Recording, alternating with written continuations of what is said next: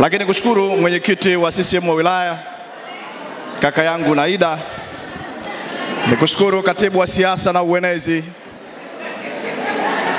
mwenyekiti wetu wa UWT, mwenyekiti wetu wa vijana, mjumbe wetu wa kamati ya siasa ndugu yangu Dizo, baraza la wazee kwa ujumla wenu likiongozwa na mwenyekiti mzee Raymond, wajumbe wa mabaraza yote, wazazi, vijana na UWT, na wale waalikwa tunasema wapiganie uhuru ndani ya Chama cha Mapinduzi ambao ni makatibu wa matawi na makatibu wa uenezi. Kidumu Chama cha Mapinduzi!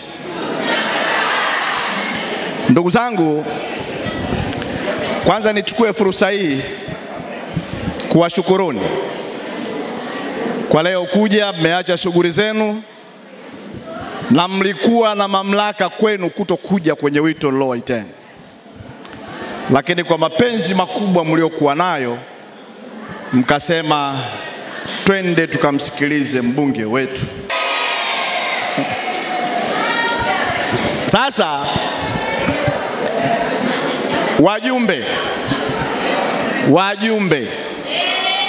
wajumbe, nataka niwaeleze siri ya mafanikio. Lakini kwenye mafanikio, mnaweza mafanikio ya miaka 5 mkayaharibu kwa siku hii,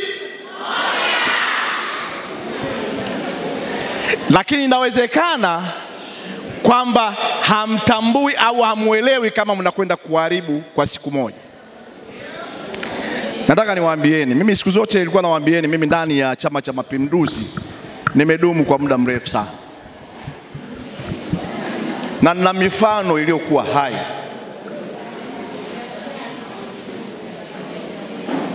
Pale Temeke tulipoteza lile jimbo kwa mara ya kwanza, na tulipoteza lile jimbo baada ya mbunge wa CCM ambaye alikuwepo pale baada ya kuchaguliwa. Walianza ndani ya CCM mwenyewe, amegushi vyeti, amefanya hivi. Wapinzani wakainyaka, walivyoinyaka wakaenda mahakamani. Kesi iliunguruma miezi 6. Kwa bahati nzuri au mbaya kwetu kama chama, mbunge wetu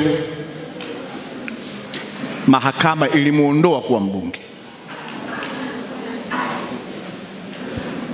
Tukarudi tena kwenye uchaguzi.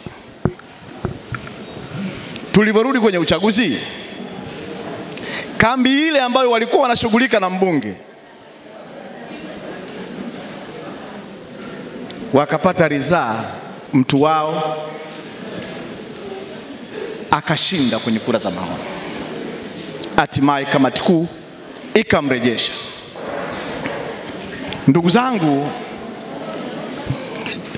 mimi nilikuwa miongoni kwenye task force ile. Hakuna rangi nilizoshindwa kuziona katika uchaguzi ule.